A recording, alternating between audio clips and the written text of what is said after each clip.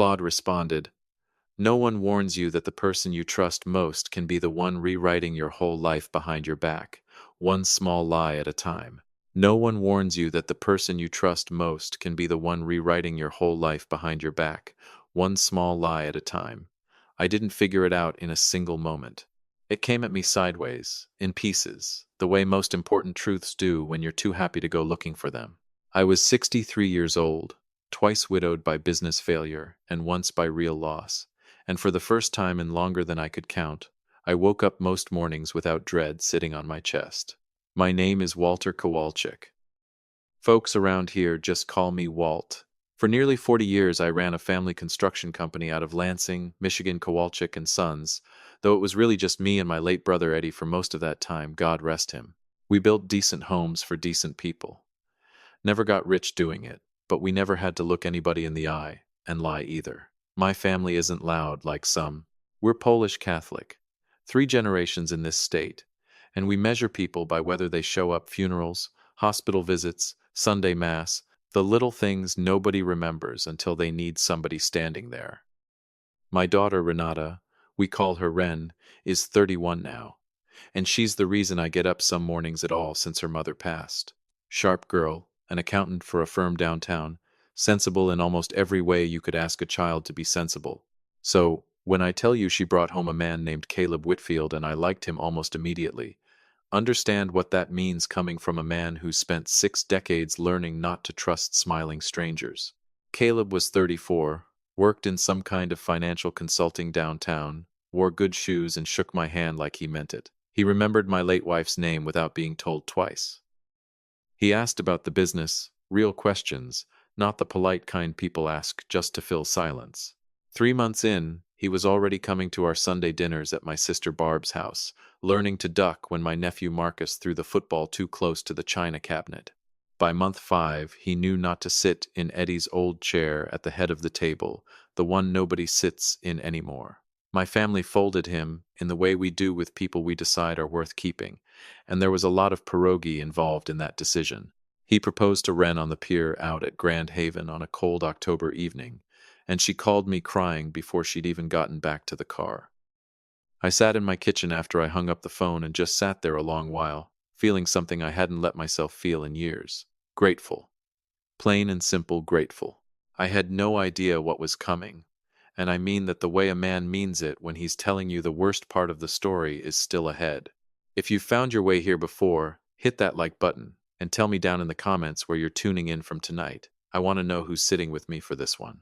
This story is going to take a minute to unfold, so get comfortable, because I promise you it earns every mile of the road. Here's the thing you need to understand about Caleb before anything else, because it matters for what comes later. He was never cold, never distant. He was warm, easy to talk to, the kind of man who remembered your birthday without a reminder on his phone. So, when the subject of his own family came up, and in our house, it comes up fast, because family is the first thing we ask about, his answer didn't feel like a warning sign. It felt like an old wound he was being brave enough to show us. "My folks and I don't speak," he told Ren one night, maybe 2 months into things. They were on her couch, containers of Thai food going cold on the coffee table between them, neither one really looking at the other while he said it. Growing up, it was bad. My father, especially. Controlling. Never one kind word that didn't come with 3 cruel ones behind it.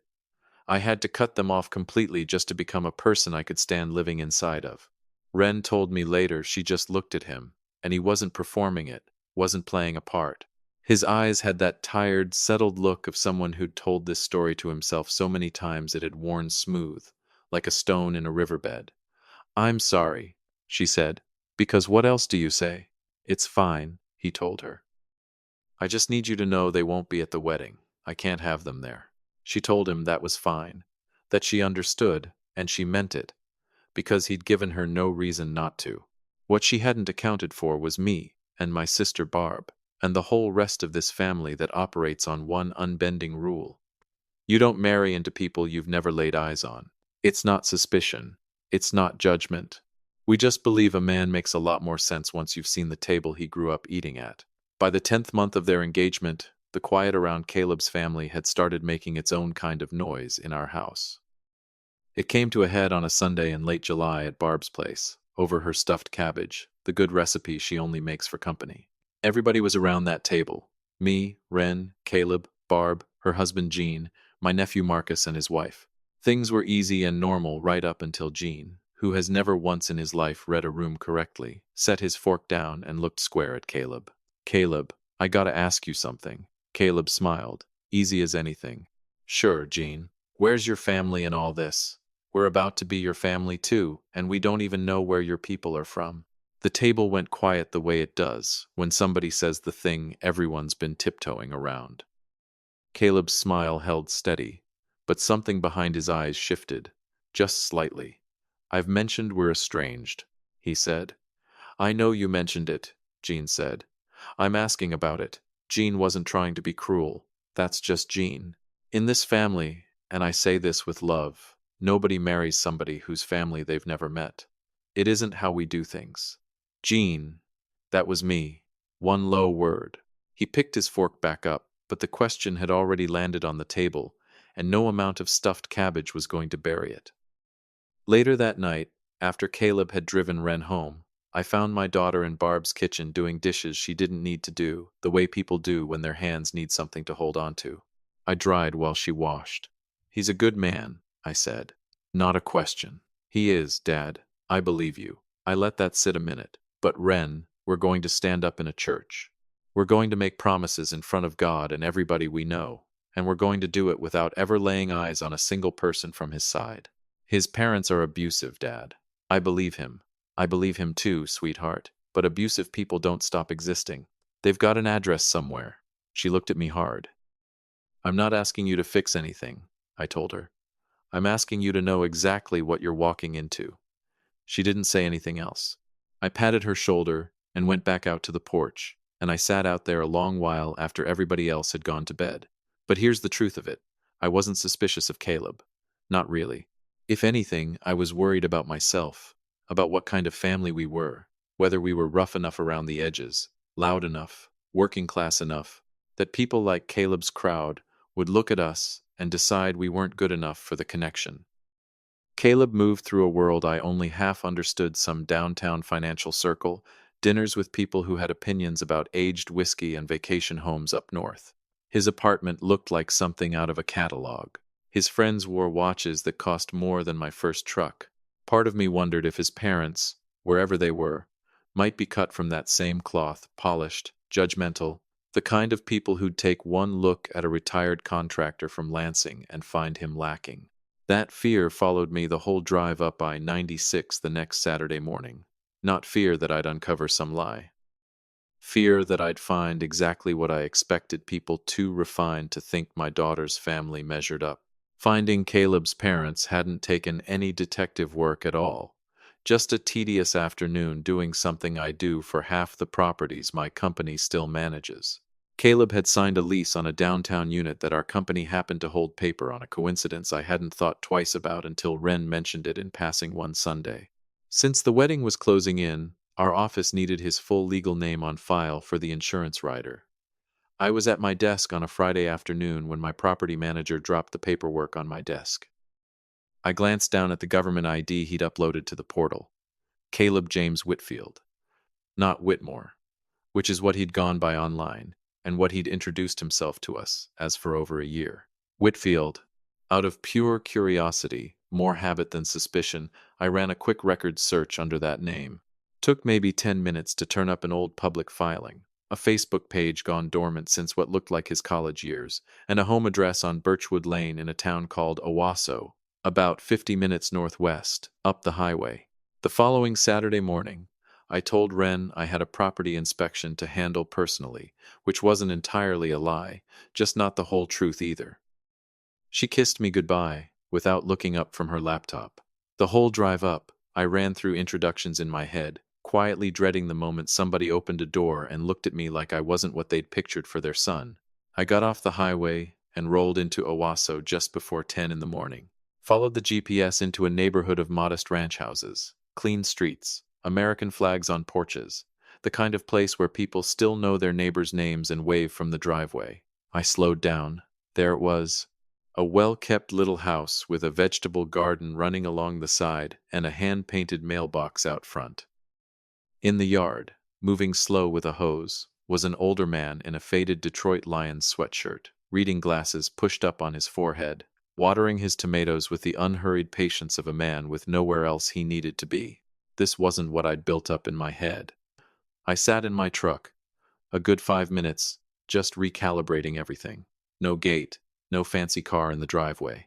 Nothing about this place suggested people who'd ever spent a single moment wondering if somebody else measured up to their standards. These weren't intimidating people. These were just plain, ordinary folks. And for one clean, unmistakable second, I felt real relief. I got out and walked up the driveway. He caught sight of me when I was about 10 feet off and squinted the careful way people do when a stranger's walking toward their house. "Help you with something?" I stopped, took a breath. "Sir, you don't know me. My name's Walter Kowalczyk. My daughter's engaged to your son, Caleb." The man's name was Harold Whitfield, and he didn't drop the hose so much as just let it slide out of his hand entirely. Water ran slow across the driveway while he stared at me, and his face did something I wasn't prepared for at all. It broke open, not with anger, not with suspicion, with relief. 2 years of built-up hurt finally finding somewhere to land. "Doreen." His voice cracked on the name. "Doreen, come out here." And right then, standing in the driveway of a house in Owasso watching a retired postal worker try to hold himself together, everything I thought I understood turned itself upside down. Inside the Whitfield house, everything I believed about Caleb started coming apart, quiet and methodical. While I drank coffee I hadn't asked for and ate cookies, Doreen served with shaking hands. The house was clean, modest, and completely full of Caleb's school photos on the wall, a prom picture on the mantel, a college graduation portrait with Harold and Doreen standing on either side of him, beaming. Harold had his arm around his son's shoulders. Doreen's face was so proud, it was almost hard to look at. These weren't the faces of abusive people. These were the faces of parents who missed their boy. The story unfolded carefully. Harold had spent 30 years as a mail carrier before retiring. Doreen had worked the front desk at the elementary school in town for most of Caleb's childhood.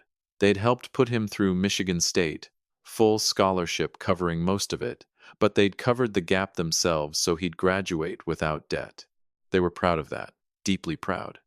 When Caleb moved to the city and started climbing in the financial world, things shifted slowly. Calls got shorter, visits stopped. He started showing up online under a different name, Whitmore, his mother's maiden name, at events with people Harold and Doreen didn't recognize, wearing a version of himself they didn't fully recognize either. Then came the conversation about the wedding, a request for $40,000 toward the venue and the honeymoon. Harold's counteroffer, heavy with disappointment, was $8,000, everything they could give without touching their retirement. Caleb's response had been, "If you can't help me start this properly, then you're not part of it." He'd blocked them both that same night. Doreen slid something across the table toward me. A birthday card, sealed, unopened, stamped "returned to sender" in red across the front. Caleb's handwriting on the return address label. Their address. I sat there staring at that red stamp, then slowly pulled my phone from my pocket. Pulled up the text Caleb had sent Ren the night before, the one she'd read to me over the phone that morning, practically glowing. "Dad, you won't believe it. I finally reached out to Caleb's parents, and they apologized for everything.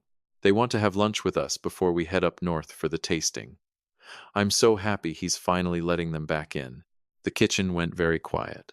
I looked up slowly.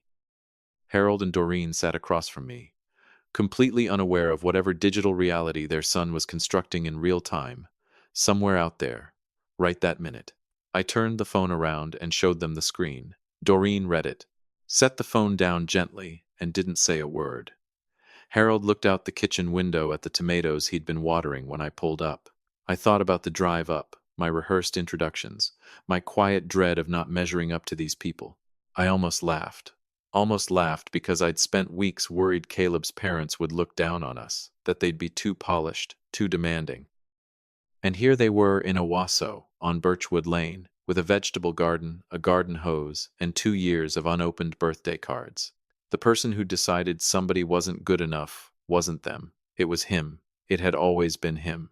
And just like that, the man who'd driven up 96 nervous about making a good impression, that man was gone by the time I turned the truck back toward Lansing.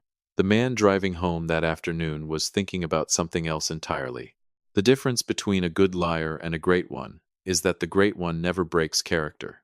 Not at the table, not even while the whole thing is quietly falling apart underneath him. I didn't confront anybody that night. I want to be clear about that, because it matters. I got back to my house a little after 2, sat in my truck in the driveway a full 10 minutes, and made a decision with a clear head. Not yet. Not because I was scared. Not because I doubted a single thing I'd seen and heard in that kitchen. But because I'm my father's son, and my old man taught me something about timing that most people get backwards. He used to say, "Walt, whoever reacts first almost never wins. Let them finish the lie. A half-told lie is just an argument. A lie told all the way to the end is a confession." I called Ren that Sunday, kept my voice easy, asked how the lunch with Caleb's parents had gone. "It was wonderful, Dad. His mom's lovely. His dad's a little stiff, but warming up. I think everything's finally going to be okay." I told her that was good to hear. Then I got off the phone and sat with what I now knew, that whoever she'd had lunch with, it wasn't Harold and Doreen Whitfield. That week I paid attention differently, not suspicious, careful. I didn't go digging through anything that wasn't mine to dig through. I just listened. The way you listen once you understand every conversation's been running on 2 tracks and you've only been hearing one of them. Ren started mentioning a couple named Preston and Marjorie Callum more than she ever had before. Caleb's godparents, she called them, close family friends who'd stepped up when things with his real parents fell apart. Preston Callum ran some private equity outfit downtown. Marjorie sat on a hospital fundraising board. Small mentions. Nothing alarming. The kind of thing a person drops into conversation when they're trying to get you comfortable with a name before that name has to matter.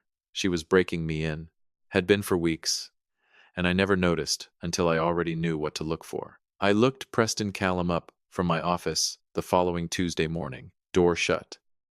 Senior partner at some downtown firm, a man in his late 50s with silver hair and the kind of ease that only comes from decades of never having to explain himself to anybody. His wife Marjorie showed up in a photo from a hospital gala 2 years back. Hair done, pearls, the whole picture of quiet money. A respectable, wealthy couple. Exactly the sort of people you'd want standing beside you if you were trying to convince a hard-working family from Lansing that you came from somewhere impressive. That's when it hit me that Caleb wasn't just a liar.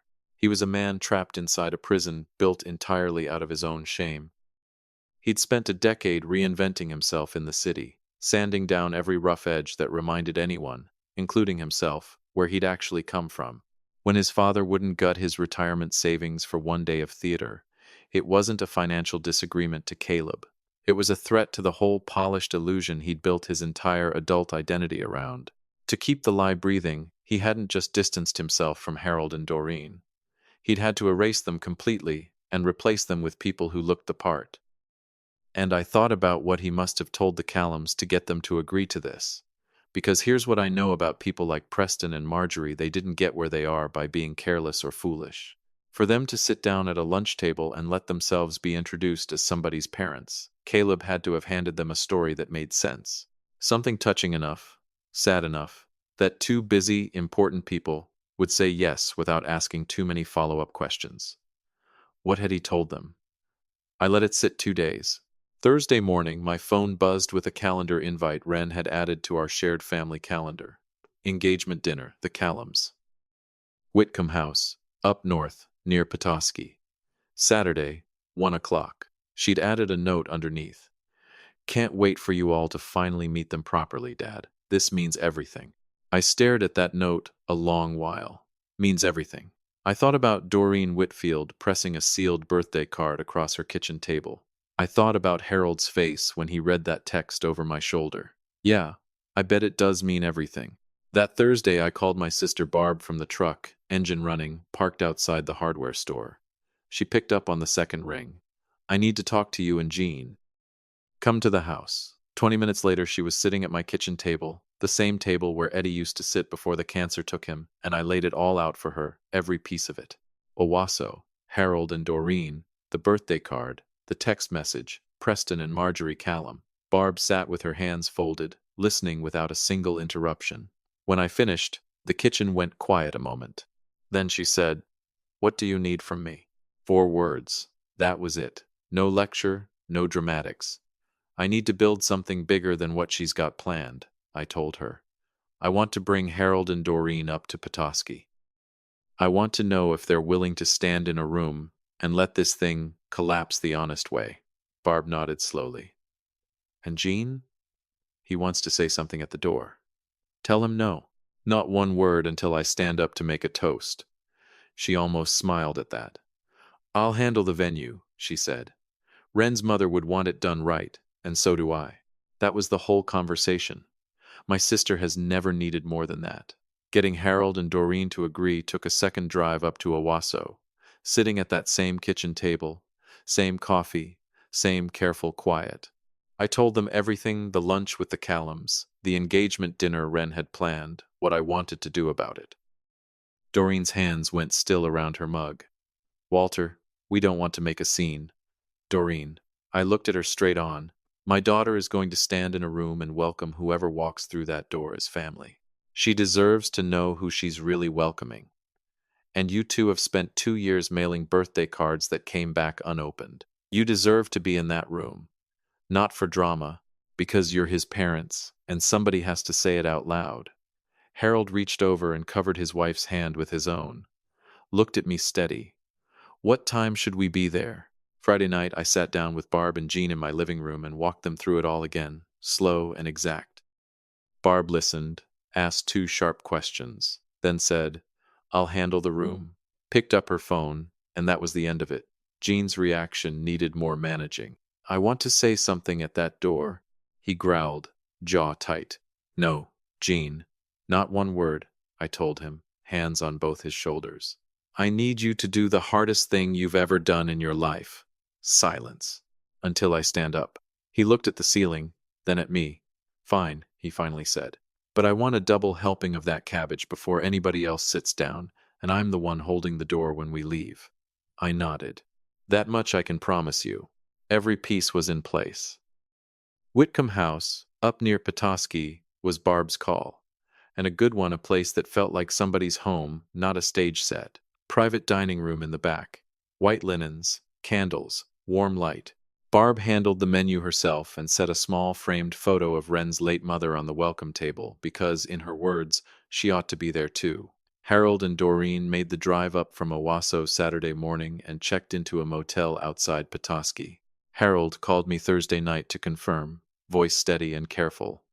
And near the end of the call, after we'd gone through the details, he said quietly, "Walt, whatever happens tomorrow in that room, thank you for driving up to Owasso. For knocking on that door." A pause. "You raised a good woman, even if she doesn't know it yet." I didn't have a good answer for that, so I just told him, "See you tomorrow, Harold." I pressed my one good suit Friday night, climbed into bed and lay there in the dark a long while, thinking about a man in a faded lion sweatshirt watering tomatoes on Birchwood Lane, a sealed birthday card with a red stamp across the front, a kitchen table where 2 people had been waiting quietly for 2 years for somebody to finally show up. Somebody was going to show up tomorrow. So were they. You can build a lie as tall as you want, but the moment the right people walk through that door, the whole thing comes down. That Saturday morning I woke with a stillness that doesn't come from peace. It comes from certainty. I lay there a few minutes, listening to the house, thinking about Harold pressing his one good jacket in a motel room, Doreen standing in front of a mirror trying to hold her composure. 2 people who'd driven 50 minutes up 96 to attend a dinner their own daughter, no, their own son had no idea they'd been invited to. "Get up, Walt. Let's finish this." I drove up to Petoskey that afternoon in my truck alone, told Wren I had an errand to run first and would meet everyone there. Called Harold once I hit the highway. He picked up on the first ring. "You doing all right?" I asked. "We're ready," he said, voice calm, steady, a man who'd made peace with a decision. "Doreen's dressed. We're ready. Good. When I text you, you come in. Doesn't matter what's happening at that table. You just walk in and stand there. Don't have to say a word." A pause. Harold. Yeah, she's going to see you the second that door opens. I know, he said. Been getting ready for 2 years. Every birthday that came and went without a call. Every Christmas we didn't hear from him. I've been ready a long time, Walt. Another pause, shorter this time. We'll be there. Whitcomb House on a Saturday evening was exactly what it should be. Warm, welcoming, the smell of wood smoke and something roasting drifting through the front room like an old friend greeting you at the door. But the private dining room in back ran on a different frequency entirely. Quiet, deliberate, white tablecloths, low candlelight, round tables arranged so everyone could see everyone else. Barb had been there since 4. When I walked in around 6:30, she was adjusting the centerpiece flowers with the focused energy of a woman who understands that the details in a room tell people exactly how seriously you're taking them. She looked up when I came in and studied my face the way she has since we were kids. You all right? I'm all right, Barb. You sure? I'm sure. She crossed the room, put both hands on my face, studied me a long moment. Your brother, she said quietly, used to say the truth always finds the most uncomfortable seat in the room, even when nobody invited it. She smoothed my collar. Let it sit tonight. I nearly lost my composure right there. Nearly. Gene stood near the bar in his good gray suit, already looking calmer than I'd expected. He caught my eye and gave one slow nod. That nod said everything's ready, the room's set, do what you came to do. Marcus sat at a side table with a plate of cabbage rolls and the focused expression of a man honoring a sacred obligation. He pointed at his plate, then pointed at me. His version of I held up my end, don't you forget yours. I almost smiled. They arrived at 7. I heard Wren's laugh out in the hallway before the door even opened. That particular social laugh, half a note higher than her real one.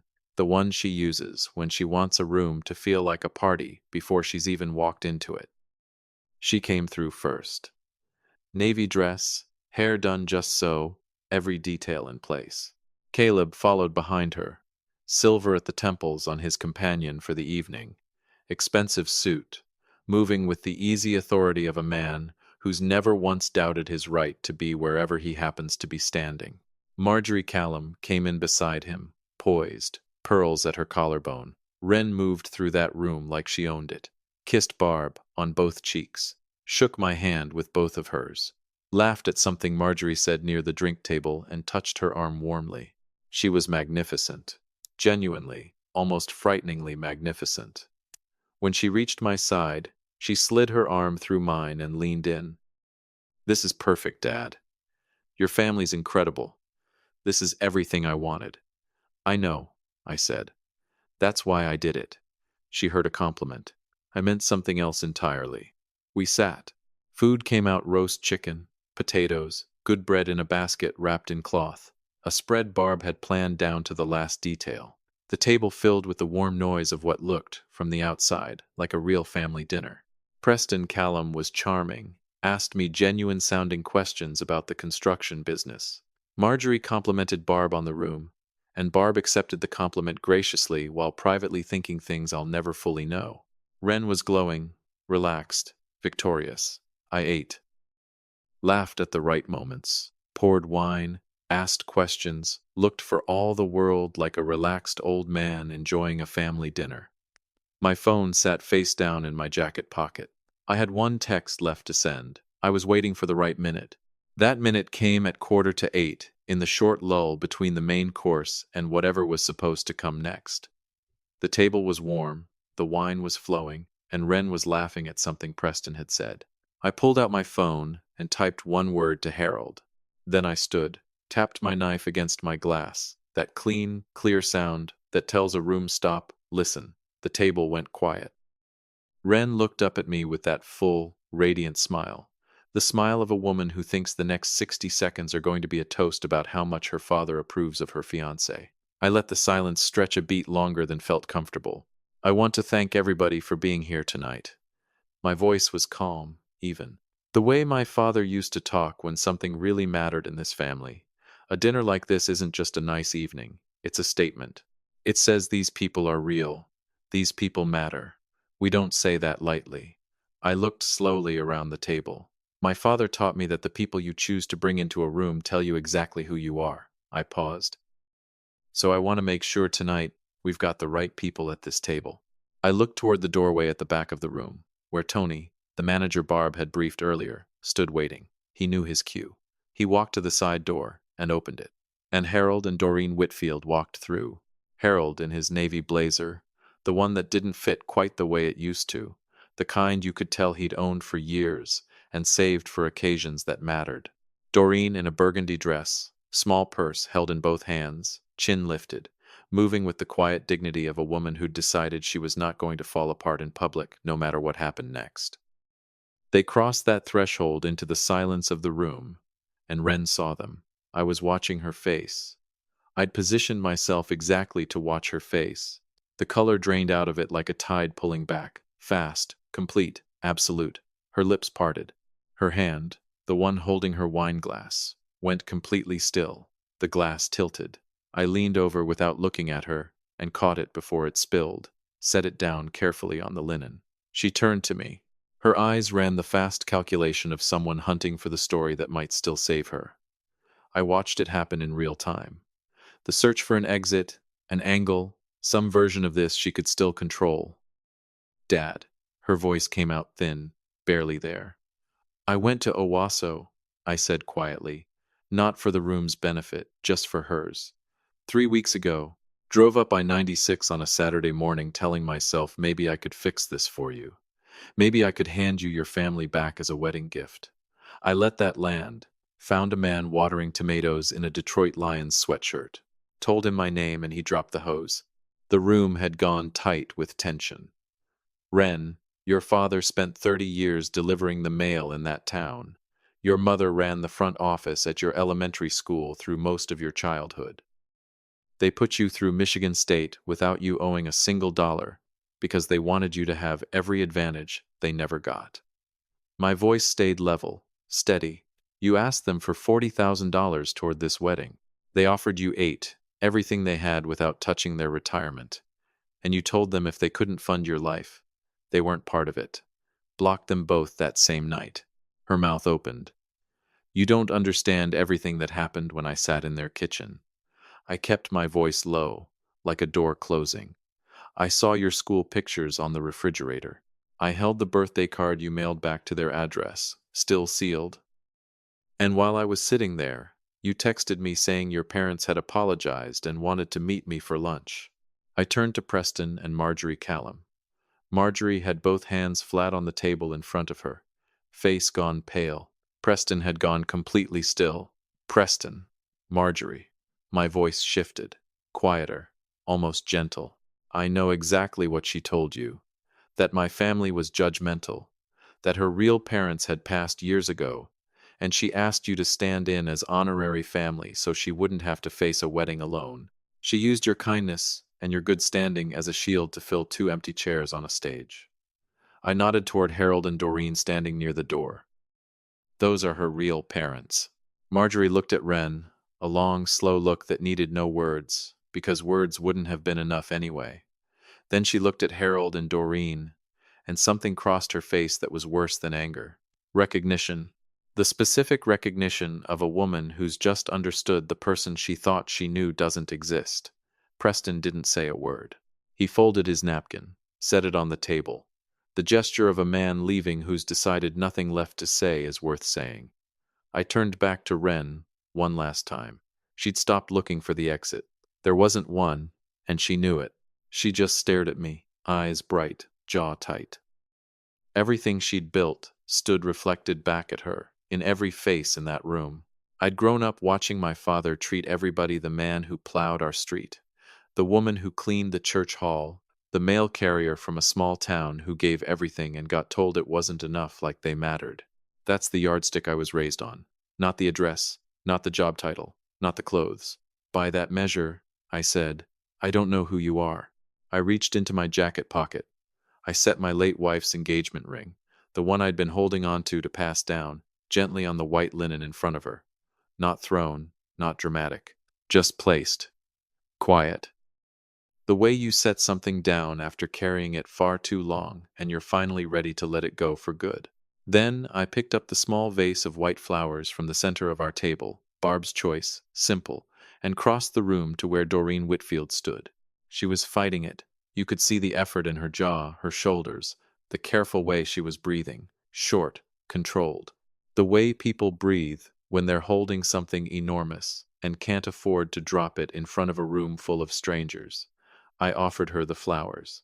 She looked at them, looked at me, then looked past me at her son, who wouldn't meet her eyes. She took the flowers and came apart completely. Not a scream. A quiet sound, the kind that comes after 2 years of accumulated grief finally finding somewhere to land. Harold had his arm around her before the first sound even fully left her. His jaw was tight, eyes wet, chin steady. He pulled her close and looked at me over her head. Then he did something I didn't expect. He stepped forward. One step. Doreen still tucked under his arm, and he put out his free hand. I shook it. He gripped it hard, the grip of a man saying something his voice still couldn't quite manage. I held it a moment, then stepped back. Barb was at my side. I don't know exactly when she'd crossed the room. She looked at Harold a long moment, then stepped forward and took his free hand in both of hers. "I'm Barb," she said. "Walt's sister. We should have known each other a long time ago. I'm sorry." Harold nodded, swallowed hard. "Harold, a breath. Thank you for raising a man who'd do this." She squeezed his hand once. I didn't shake Doreen's hand. I pulled her into a full embrace, both arms, immediate, no hesitation, the way you hold on to someone who needs holding. Doreen clung to me a moment, flowers still crushed gently between us. We walked out together, all of us, Harold and Doreen included. Barb's arm looped through Doreen's.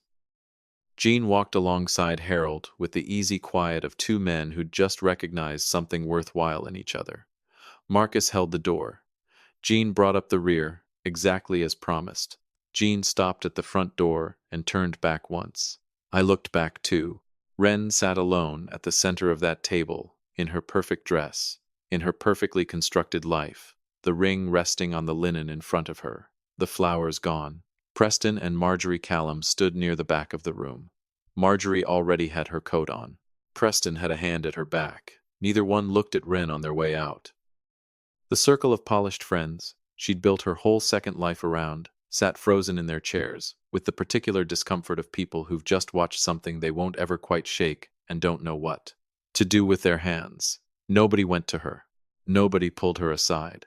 Nobody offered a version of events that made her look any better. Nobody stepped into the role she needed because there weren't any roles left to play. The whole cast had walked out. She just sat there, finally, irreversibly, seen for exactly what she was. Jean shook his head once, slow, almost sorrowful, and let the door swing shut behind him. Outside on the sidewalk, the September air up in Petoskey was clean and sharp, and the little downtown moved around us like it had no idea what had just happened inside that restaurant. I stood next to Barb and took a long breath. She put her hand on the back of my neck, the way she has since I was small, didn't say anything for a moment. Then Eddie would have done the same thing. That was all she said. That was enough.